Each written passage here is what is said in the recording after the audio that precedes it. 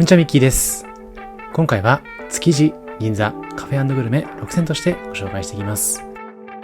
築地から銀座へ、歴史と洗練が行き交うこの街には、大人の心を満たす美味しさと穏やかな時間が流れています。朝から楽しめる卵料理の専門店や行列のできる天丼、一世を風靡した食パン専門店を手掛けるコーヒー店に、パリの本場仕込みのクレープ店。今回は2025年に誕生したお店を中心に魅力をお届けしていきます。そして変わらぬ佇まいで迎えてくれる老舗喫茶や新たな感性が息づく隠れ家ダイニングもご紹介。何気ない一日をちょっと特別にしてくれる、そんな場所を探しに行ってみてください。このチャンネルではカフェ巡りなど日常を少し豊かにする情報をお届けします。少しでも応援してくださる方はチャンネル登録をして次の動画も見逃さないでください。ちなみに今回ご紹介するお店の Google マップ位置情報は本動画の概要欄から確認することができますので、実際にお店に訪問する際の参考としてご活用ください。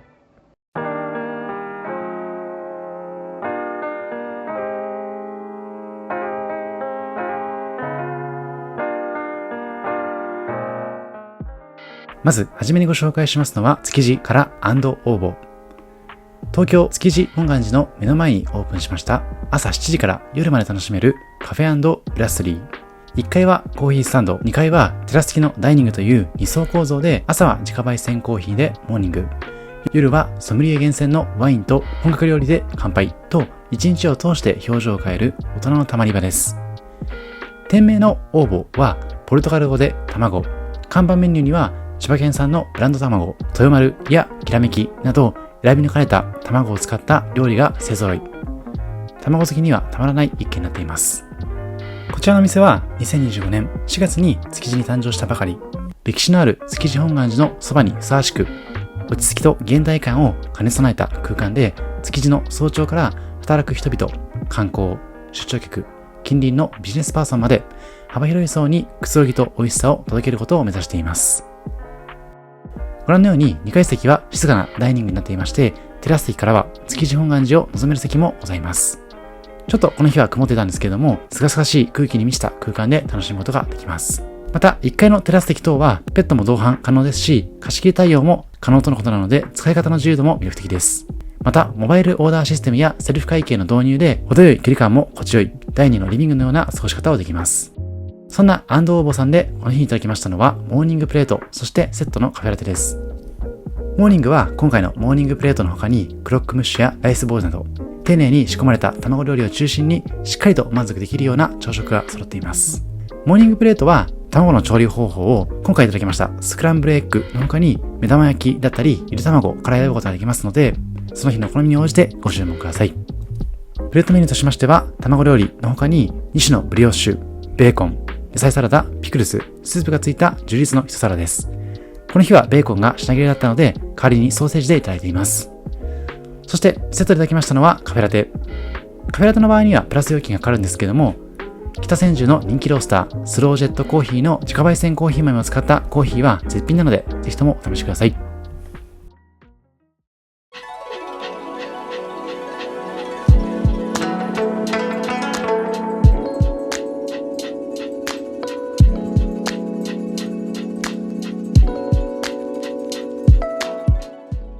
さて、続いては銀座からも歩いてたどり着ける場所、築地から金子半之助築地本店のご紹介です。江戸前天丼の名店、金子半之助が築地に新たなフラッグシップ店舗をオープンしました。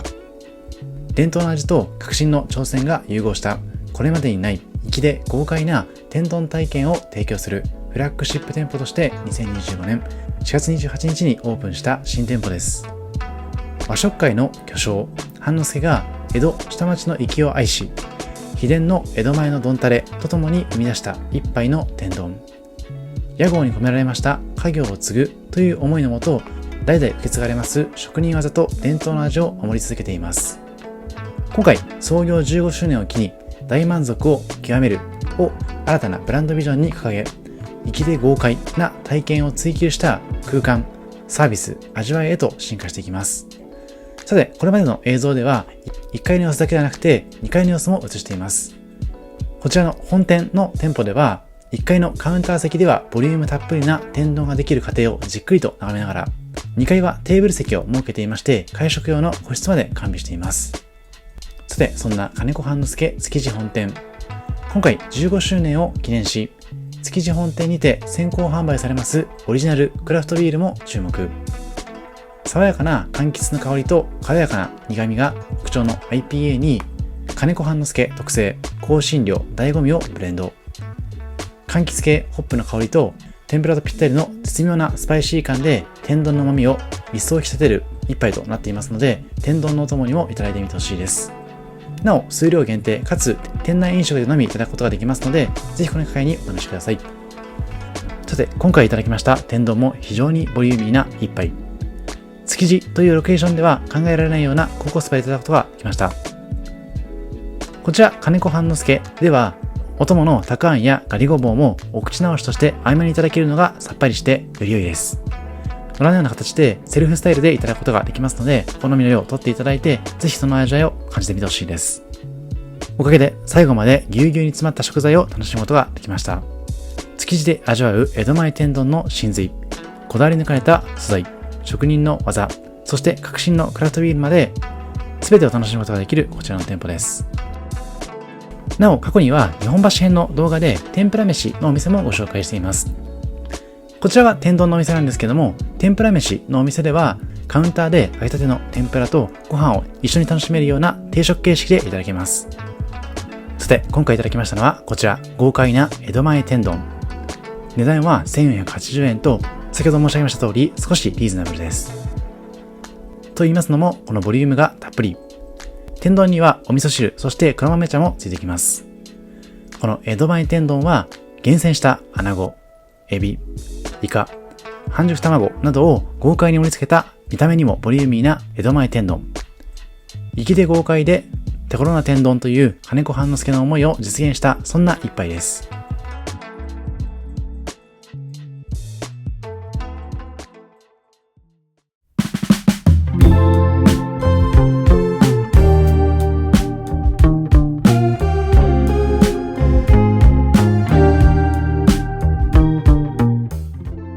続いても築地からご紹介。ただこちらは銀座寄りになっていまして、名前も銀座西川コーヒーロースタリーです。銀座に生まれた新たなコーヒーと食パンの聖地、高級食パンとスペシャルティーコーヒーが織りなす五感で味わう上質なひとときを味わうことができます。銀座西川コーヒーロースタリーは歌舞伎座や和光といった名所が並ぶ銀座の一角に2025年3月にオープンしています。全国に高級食パンブームを巻き起こした銀座西川。そんな銀座西川が手掛ける新業態のカフェが銀座西川コーヒーロースタリーです。これまで食パン専門店として培ってきた水へのこだわりはそのままに、スペシャルティーコーヒーと丁寧に焼き上げたパンのマリアージュを楽しむことができる一軒です。ふわ、じゅわとしたパンの食感と芳醇なコーヒーの香り、目の前で赤く光るサイフォンランプが心を落ち着かせ、銀座の喧騒を忘れてくれるような空間です。もともと水にこだわる食パンで知られてきたこの西川さんが、自社の強みを生かしながらパンの楽しみ方を広げたいという思いから生まれたのがこちらのカフェ。使用するのは独自開発のアルカリイオン水とのことです。この水がカナダ産の最高級小麦、国産バター、生クリーム、蜂蜜といった素材の旨味を引き出し、うまく上品な余韻を生んでいるようです。またパンそのものの魅力をコーヒーとともに五感で感じられる食体験の新しい形を提案しています。店内は無機質なテイストでまとめられていまして、すっきりとしたデザインが心地よく、どこかギャラリーのような印象をまとっています。1階の席は少なめでソファー席で構成されていまして、2階の席にはテーブル席もございます。また先ほどもちらっと映してたんですけども、店内で焙煎された高品質のコーヒー豆を使ってサイフォン式で抽出するドリップコーヒーは絶品とのことです。そんな銀座西川さんでこの日はカフェラテと塩バター食パンをいただいています。先ほどサイフォン式でのドリップコーヒーもお勧めしていましたけども、カフェラテも十分に美味しかったです。そして合わせていただきました塩バター食パンはふんわり軽やかな口当たりとじゅわっと広がる塩バターの風味が絶妙。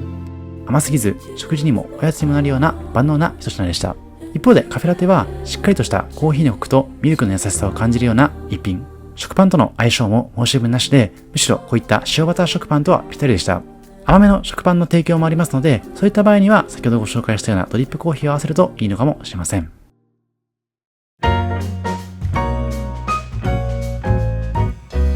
That should be me. golden bell across the room. 続いてご紹介しますのは、東銀座エリアにありますパナムクレープ・ドゥ・パリ銀座東京です。銀座の街角に突如現れますパリの空気をそのまま運んできたような一軒、パナム。直径40センチという本場サイズの大判クレープが主役の専門店です。小麦粉を使ったもちもち生地にたっぷりの具材を包み込んだ一皿はランチとしても十分なボリューム。甘いデザート系もあるんですけども、スモークチキンやチーズを使ったお食事系クレープが看板メニュー。種類も豊富なので、ぜひとも複数回訪れてほしいです。このお店の名前、パナムは、パリの人たちがその街を親しみを込めて呼ぶスラング。2025年の2月、銀座に誕生しましたこちらの店舗は、日本にいながらフランス式クレープ文化を届けたいという思いから誕生しています。実は大阪にも姉妹店があります。本場の製法、スタイル、マシンを取り入れることでフランス人のリピーターも多い、そんな店舗です。大量の卵や良質な小麦粉、そういった素材を使いながら素材選びにも妥協がありません。外観にはエッフェル塔のパネル、店内はトリコロールカラーで統一されまして、アートやポスターが彩る空間です。カトラリーやナプキン、コースターにまでフランスらしさを追求し、まるでパリの街角にいるような気分にさせてくれます。ちょうどこの訪問時にもエミリー・イン・パリの映像が流れていたりと、パリらしさ抜群な空間になっていました。さて、こちらはクレープを作っている様子。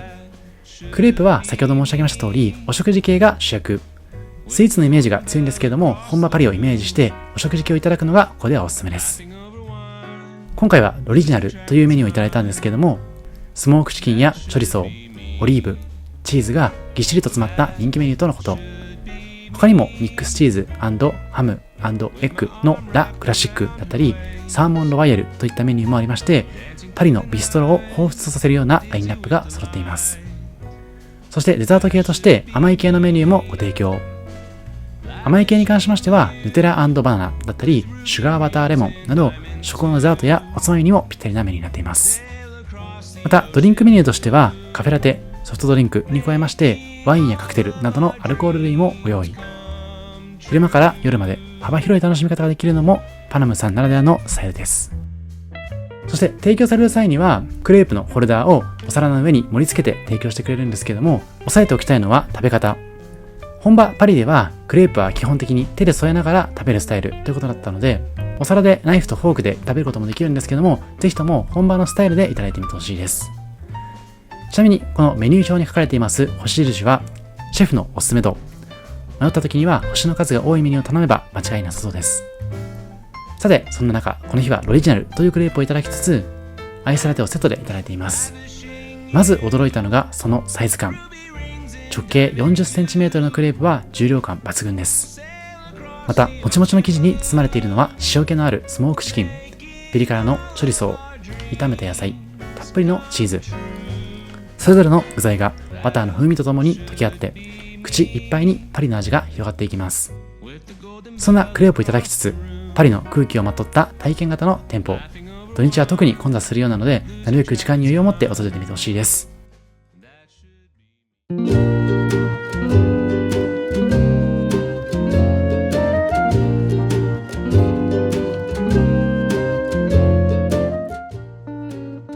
続いてご紹介しますのは、銀座ウエストの銀座本店。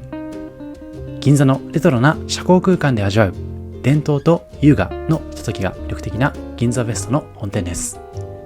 銀座ウエストという名前を聞きますと、真っ先に思い浮かぶのは贈り物としての人気リーフパイやドライケーキ。ただ本店のこちら喫茶室を訪れた時に感じる魅力はそれ以上のものです。銀座の外堀通り沿いになりながら木製のドアをくぐると、そこはまるで昭和の銀座。レトロな空間に身を置くことで自分まで少し上質になった気がしてくる、そんな文化的サロンです。創業は1947年。戦後間もないその時期に喫茶室としてオープンし、以来70年以上の時を刻んできています。特筆すべきは創業の翌年、1948年から始まりました名曲の夕べ。クラシックレコードに解説を添えて流すような当時としては画期的な取り組みが話題となり、文化人や音楽愛好家が集まる社交場として賑わったようです。確かに都内いろんな喫茶店の中で名曲喫茶といった喫茶店が多いように感じるんですけども、もしかするとそういった喫茶店もこの銀座ウエストさんの工夫から生まれているのかもしれません。そして店内は真っ白なクロスがかけられたテーブル、リネンが丁寧にセットされた椅子、壁に飾られたクラシックな銅像が目に入ります。さて、こちらは目玉とも言えますケーキ。こちらの銀座ウエストさんでは席にまでケーキ台が運ばれまして、実物を見ながら選ぶことができます。旬のフルーツを使ったショートケーキからココアとバタースポンジがモザイクになった人気のモザイクケーキ、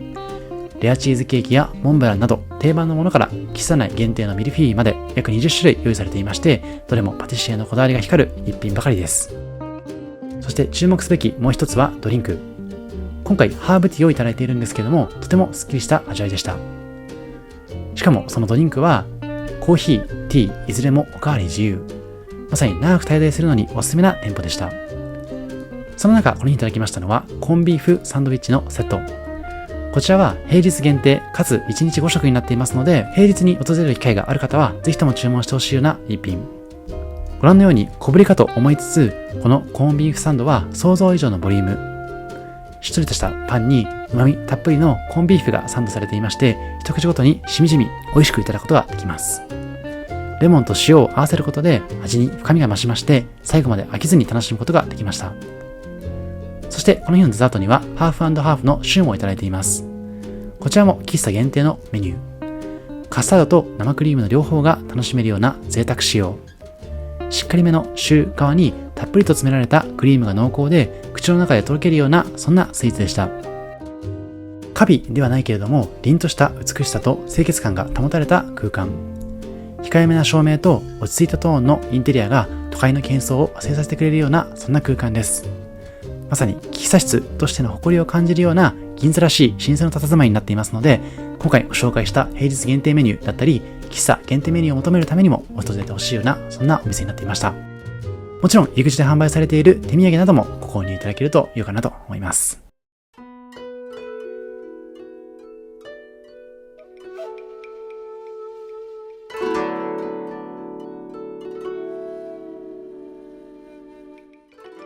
続いてご紹介しますのは2025年6月に誕生しました銀座の隠れ家空間キワギワ。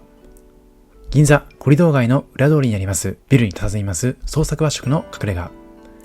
市場直送の新鮮食材と厳選された日本酒を揃え、ご覧のような J 字型のカウンターとアナログ音楽が相まって大人のための落ち着いた空間を演出しています。オープンキッチンでは料理人のライブ感あふれる調理が目の前で楽しめて、食事とお酒をじっくりと味わえるようなスタイリッシュで隠れ家的なお店です。またお皿やカトラリーにもこだわりがありまして、お皿は少しずつ買い付けているとのことです。今回訪れたタイミングでの提供方法からも少しずつアップデートされていくかと思いますので、そのあたりも楽しみにしていただければと思います。さて、まずはドリンクの注文。右手に移していますのはウイスキー、コー、ピンクジン。もう一つは森の園のほうじ茶割り。さて、ここからはキワギワおまかせコースとしてご紹介していきます。最初に移していましたのは紅ズワイガニの酢の物添え。新鮮なズワイガニを使用した一品。こちらが本日のお作り。この日は鹿児島県産のマグロ、長崎県産のサワラ、宮崎県産のホタテを提供していただきました。毎日朝一で仕入れているとのことなので、どれも新鮮で美味しかったです。続いてはメロンのプロシュート掛け。この日は専用の機械でプロシュートを削るシーンも見学させていただきました。スライスされた生ハムとメロンの相性は抜群。ぜひそんな組み合わせも体験してみてほしいです。さて、こちらは日本橋にんべんだし茶碗蒸し。日本橋にんべんのだしを使った茶碗蒸し。しっかりと味がついていながら優しい味わいは箸休めにおすすめでした。続いては西京味噌漬けのからすみ餅。濃厚な甘みとねっとりとした食感。海のチーズとも言われます日本の高級珍味からすみをご堪能ください。続いてはこちら、皮付きヤングコーンと自家製ジェノベーゼバター。ご覧のように見た目からもインパクトがある一品。焼き上げたヤングコーンとジェノベーゼバターのさっぱりとしながら濃厚な味わいは誰もがハマってしまいそうな味でした。さて、ここからコースもどんどんメインに移っていくんですけども、今回こちら勝ち駒の日本酒を注文しています。他にも様々な日本酒が用意されていますので、ぜひペアリング検討していただきつつ、料理人の方にも相談していただいてご注文いただきたいです。続いてはうなぎの塩焼き。すだち、塩、わさびとお好みの薬味でいただく塩焼きはパリパリとしておやつのようにいただくことができました。さて、こちらメインとも言えますすき焼き割烹檜山の黒毛和牛すき焼きの卵黄添え。今回はトリュフもトッピングしていただいています。ご覧のようにその場で削ってくれますので、芳醇な香りを楽しみながらいただくこともできます。こちら黒毛和牛は一枚一枚がとても大きく、最後の一口まで満足感のある一品。卵黄と絡めてその贅沢な味わいを堪能してみてほしいです。続いてはこちらカツサンド。キャビアが乗ったカツサンドはシンプルなカツサンドよりもさらにアップデートされた一品。こちらのパンに関しましては、銀座にありますあんパンで有名な木村屋さんの食パンを使用。パンだけでも十分に味わえるような一品になっていました。ご覧のようにカツ自体の柔らかくジューシーな様子も抜群でした。そしてここからは締めのご飯。まずは鉄火巻きをご提供いただいています。この後に赤だしのお味噌汁、漬物を添えつつ、ご飯は炊き込みご飯としていただくことができます。締めのご飯だけでもこういった鉄火巻きに加えて炊き込みご飯、そしてお味噌汁と漬物がついた満足感たっぷりなメニュー。ぜひ最後まで堪能してみてほしいです。今回は日本酒、ウイスキー、ほうじ茶割りをいただいていますけれども、ドリンクのセレクトも個性的でございますので、ぜひ全てを堪能してみてほしいです。また締めの料理としましてはこちらのお蕎麦もご提供。こちらもからすみをすりおろしていただきまして、最後までいただくことができました。麺自体も少し太めになっているのが特徴的に感じられました。そして最後はデザート。この日はイチゴのフルーツ大福をいただいています。大きめのイチゴがずっしりと入ったフルーツ大福。食べた瞬間、イチゴの果汁と餃子の甘さが口の中に広がり、思わず笑みがこぼれるような一つになっていました。さて、今回の企画もここまで。アフタートークではこの夏の暑さ対策についてご紹介していきます。まずはラップアップ。以前から銀座、有楽町あたりのご紹介してたんですけれども、築地エリアが最近開発が著しいので、今回ご紹介させていただきました。そしてご紹介した店舗いずれもが2025年に誕生したばかりということもありまして、その注目度の高さが伺えるかなと思います。さらに今回ご紹介した銀座の店舗に関しましても、銀座ウエストさん以外は今年オープンしたばかりなので、まさに最新情報をギュッと凝縮したような動画になったかなと思います。もちろん戦後からの名店銀座ウエストもぜひともこの機会に訪れてほしいなと思います。さて、ここからはアフタートーク。今回は暑さ対策個人的三種の神器としてご紹介していきます。サクッとまとめていくんですけども、まずおすすめしたいのは日焼け止め。この日焼け止め、ビオレの日焼け止めなんですけども、おすすめポイントとしましては、塗るタイプではなくてスプレータイプになっている点です。私も日焼け止めは数年前までしてなかったんですけども、最近はさすがに暑すぎて、そのほてっているだけでも体力奪われてしまいますので、このスプレータイプ非常に重宝しています。これまで塗るタイプだけを使ってた方に関しましては、ぜひこの機会に1回でいいので試してみてほしいです。続いてのおすすめはハンディ扇風機。結構いろんなタイプの扇風機売ってるんですけども、すぐに壊れてしまったりというところで使いにくいものが多いなと感じています。個人的に今回ご紹介するこちらリズムの扇風機に関しましては USB Type-C で充電できるという点、加えて風量が結構ある点、あとはフックがあるので持ち運びしやすいという点をお勧めしています。これも昨年買ってずっと使っていたので、皆さんも参考にしていただければと思います。確かに100均などでも売っているので安く買えばいいじゃんという意見もあるかと思うんですけれども、壊れてしまうのが意外とストレスなので、これと決められる今回のリズムのハンディファンを買うだけでも十分に夏を過ごせるかなと思います。そして最後はサングラス。サングラスなら何でもいいんですけれども、とにかく目から入ってくる紫外線がとても体力奪われる感覚がしています。私も海外旅行の中でサングラスをつけることが日常化してきたんですけれども、最近は日本でもその日差しがとても疲れますので、もう今回ご紹介しているようにユニクロのサングラスでもいいので、とにかく目を保護するという習慣をつけるきっかけにしていただけると、体感温度でもだいぶ涼しさを感じることができるかなと思います。そんな個人的三種の神器ご紹介したんですけども、皆さんの中でもこういったものがあると夏を涼しく過ごせるといったものがあれば、ぜひ教えてほしいです。コメント欄の方で書いてみてください。以上、ミッキーでした。ありがとうございました。